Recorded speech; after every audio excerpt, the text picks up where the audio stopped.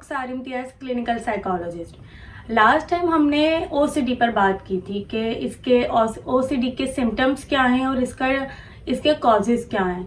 OCD basically obsessive compulsive disorder को कहते हैं। हमने लास्ट टाइम बहुत डिटेल में इसके बारे में बात की थी कि बेसिकली ओसीडी में जो है कुछ ऑब्सेशंस आते हैं, कुछ थॉट्स ऐसी आती हैं जिसके नतीजे में इंसान कंपल्सिव एक्ट करता है, और ये थॉट्स इतनी ज़्यादा ख़तरनाक होती हैं, इतनी ज़्यादा पेनफुल होती है उस इंसान के लिए जिसको ये आ रही होती हैं कि जब तक वो कंपल्सिव एक्ट ना कर ले वो थॉट्स उसको परेशान करती रहती हैं। तो ये एक बहुत ही ज़्यादा ऐसी बीमारी है जो कि इंसान को बहुत ज़्यादा परेशान करती है। वो बहुत ज़्यादा एंजाइटी में होता है इस बीमारी की वजह से, इसलिए ओसीडी को एंजाइटी डिसऑर्डर में की कैटेगरी में फॉल किया जाता है। तो इसी वजह से आज हम इसके ट्रीटमेंट पे बात करने जा रहे हैं, क्योंकि ये एक बहुत प्रॉब्लमेटिक डिसऑर्डर बन जाता है वक्त के साथ साथ, और खुद के लिए नुकसानदेह होता है कि इंसान ओसीडी में अगर पेशेंट जो है सीवियरिटी अख्तियार कर लेता है, सीवियर हो जाता है, तो उसका नतीजा क्या होता है कि इंसान जो है, जिस इंसान को ओसीडी होता है, वो खुद के लिए और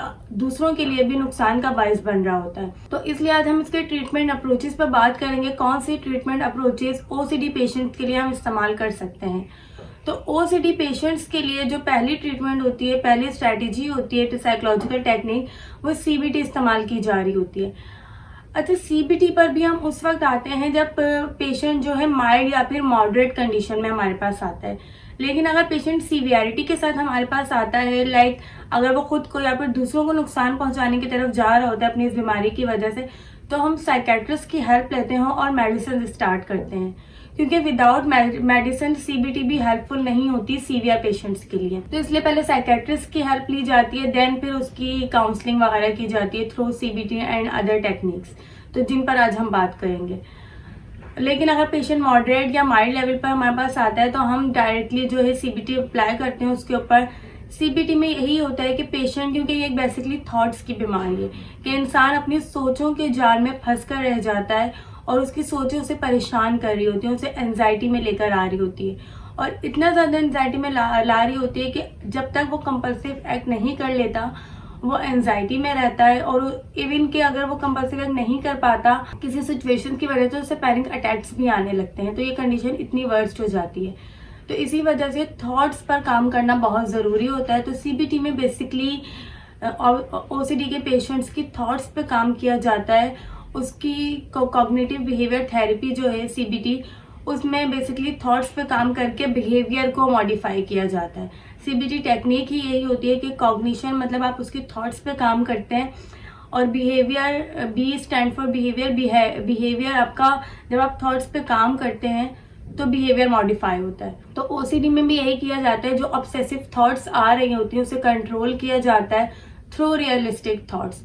कि अगर एक इंसान को कंटेमिनेशन से रिलेटेड या फिर सिमेट्री से रिलेटेड या फिर घर की लॉक से रिलेटेड या फिर सिक्योरिटी से रिलेटेड अगर उसे ऑब्सेशंस आ रहे हैं, तो उससे उसकी थॉट्स को चैलेंज किया जाता है कि अगर आपको कंटेमिनेशन से रिलेटेड थॉट्स आ रहे हैं कि जर्म्स हैं यहाँ पर और मैं इस चीज़ को हाथ नहीं लगा सकता, या फिर मुझे हाथ अपने बार बार धोने हैं, या फिर लॉक को बार बार चेक करना कि कहीं दरवाजे का लॉक मैंने ठीक से बंद किया है या नहीं, या फिर चूल्हे का स्टोव का जो है चूल्हा बार बार चेक करना, उसे बार बार बंद कर आना और बंद करने का एक्ट करना कि ठीक से बंद हुआ है या नहीं।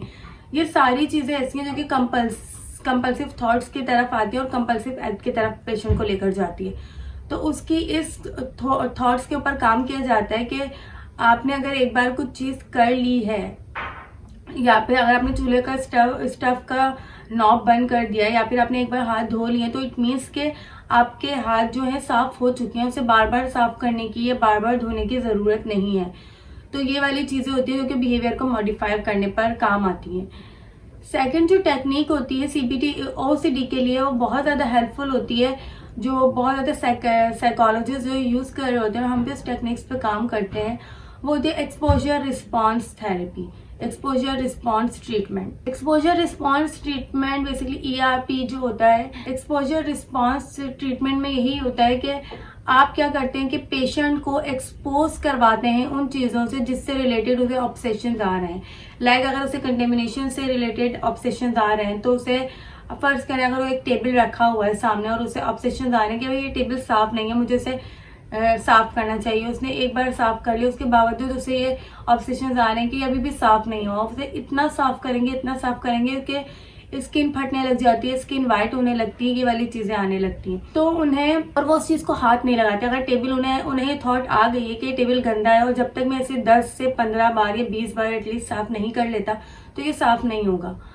तो उसको एक्सपोज करवाया जाता है, उस चीज को हाथ लगवाया जाता है जो कि उसे लग रहा है कि ये गंदा है, जबकि वो बेसिकली गंदा नहीं होता, वो एक बार साफ ऑलरेडी कर चुका होता है।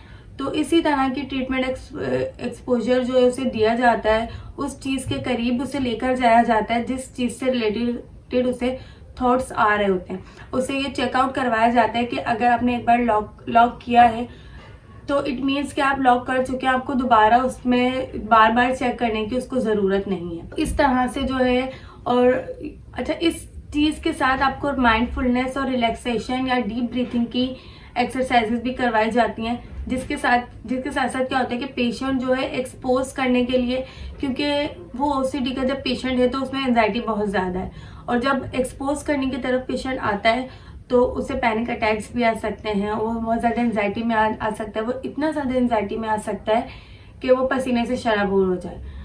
तो उस वक्त उसे रिलैक्सेशन और डीप ब्रीथिंग की एक्सरसाइजेज भी उसी एट अ टाइम करवाई जा रही होती हैं। तो बेसिकली ये ऐसा नहीं है कि आप घर बैठे सीबीटी या फिर एक्सपोजर रिस्पॉन्स ट्रीटमेंट या फिर एक्सपोजर रिस्पॉन्स थेरेपी जो है वो कर सकते हैं। बाकायदा इसकी सिटिंग्स होती हैं साइकोलॉजिस्ट के पास, और बाकायदा एक माहौल होता है जिसमें ये थेरेपीज अप्लाई की जा रही होती हैं। क्योंकि जब अगर आप एक्सपोजर रिस्पॉन्स ट्रीटमेंट करते हैं या एक्सपोजर रिस्पॉन्स वाली टेक्निक्स अप्लाई करते हैं तो पेशेंट जो है पैनिक अटैक में भी जा सकता है, उससे बहुत ज़्यादा एंजाइटी भी हो सकती है, तो उसको कंट्रोल करना आपको आना चाहिए। तो साइकोलॉजिस्ट ही होता है जो कि उन चीज़ों को इन अ कंट्रोल्ड एनवायरनमेंट कंट्रोल करता है, क्योंकि ओसीडी के पेशेंट्स अगर सीवियरिटी के साथ आपके साथ आए हैं तो वो अपने लिए भी नुकसान का बायस हो सकते हैं, उन्हें इतने ज़्यादा पैनिक अटैक भी आ सकते हैं कि वो आपको भी नुकसान पहुंचा सकते हैं। तो ये वाली चीज़ें। इसके बाद जो थर्ड टेक्निक हम यूज़ करते हैं ओसीडी के पेशेंट्स के लिए वो होती है डाइवर्जेंट ट्रीटमेंट, डाइवर्जेंट थेरेपी।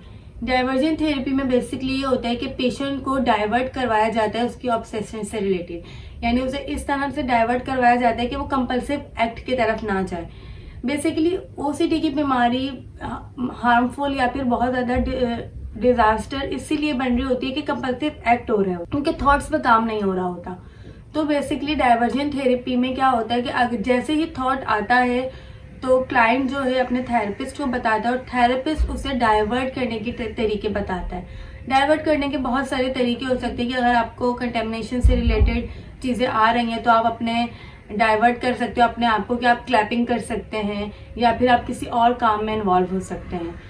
तो ये वाली चीज़ें होती हैं जो कि आपको डाइवर्ट करती हैं उस चीज़ से रिलेटेड, आपको कंपल्सिव एक्ट की तरफ नहीं लेकर आ रही होती और डिसऑर्डर जो है सीवियरिटी की तरफ नहीं जाता।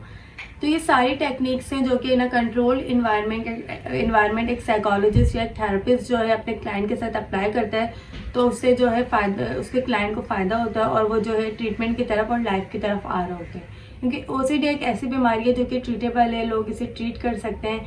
बेसिकली ट्रीटमेंट की तरफ लोग इसी वजह से नहीं जा पा रहे होते हैं कि लोगों को लगता है कि एक डिसऑर्डर नहीं है या फिर ये एक बीमारी नहीं है।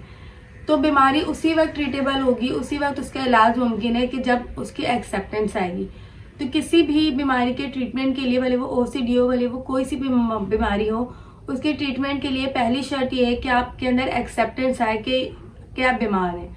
होता यही है कि जब हमें कोई फिजिकल इलनेसेस आती हैं तो हम उसे तो एक्सेप्ट कर लेते हैं, और इवन कि हमें हल्का सा सरदर्द भी होता है तो हम पैनाडोल या फिर डॉक्टर के पास चले जाते हैं। हमें नज़ला जुकाम होता है, हम फौरन से नज़ले की जो है फीवर की या फिर नज़ले जुकाम की मेडिसिन लेते हैं या फिर डॉक्टर के पास जाते हैं।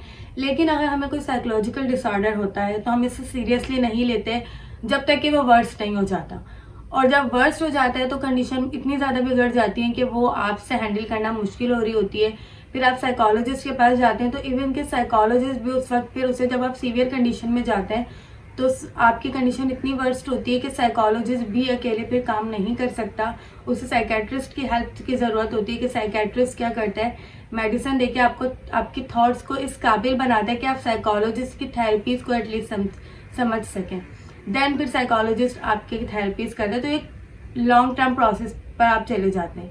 तो अर्ली इंटरवेंशन बहुत ज़रूरी है। जितना अर्ली इंटरवेंशन होगा उतनी जल्दी जो है आपको पॉजिटिव रिजल्ट्स आपके सामने आएंगे। तो ये वाली चीज़ें हैं जो कि बहुत ज़्यादा समझने की ज़रूरत है हमारी सोसाइटी। फॉर फर्दर वीडियो हमारे चैनल को सब्सक्राइब कीजिए और लाइक। जब तक के लिए आप अपना ख्याल रखिएगा।